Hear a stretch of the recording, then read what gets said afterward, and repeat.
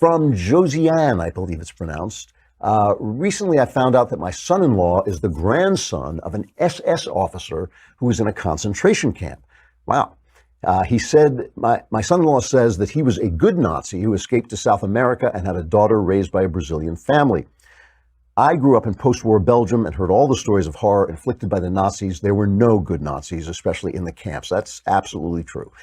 My immediate emotional response was to detach from my son-in-law. I don't believe I will ever be able to be in the same room with him. I have a 1-year-old granddaughter. My question to you, wise Andrew, how can I have a relationship with him and my daughter? I have suggested a divorce. Is that wrong? Yes, it's definitely wrong. First of all, this guy didn't do anything. This is his grandfather. You do not get cursed by the evil that your grandfather did. You're absolutely right. There were no good Nazis. There were no good Nazis in the camps. It was a foul, vile, satanic philosophy, and their actions were satanic, but this guy wasn't there.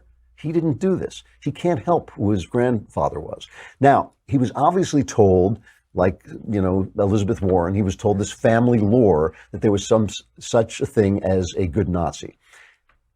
What I would say about this is let it go for now. Let your anger go. Let the subject go. Go in love to your son-in-law and your daughter and your granddaughter who needs you. Let them have their happy marriage. Do not get in the way. That would be a foul thing to do. That would be the wrong thing to do. After you've calmed down, after you've recovered yourself and come back to yourself, you can have a loving, calm conversation about the fact that there were no good Nazis.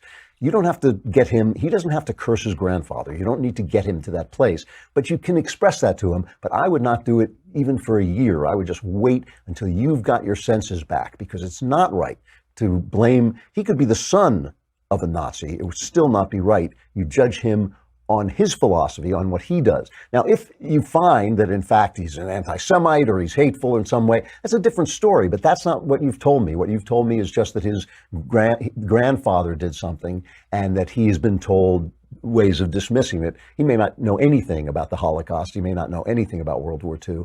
The important thing for you to do is have a relationship with your daughter, your granddaughter, and your son-in-law, and I think you need to put this aside in love and go forward. It's just not right to curse somebody for the deeds of his grandfather. It doesn't make any moral sense at all.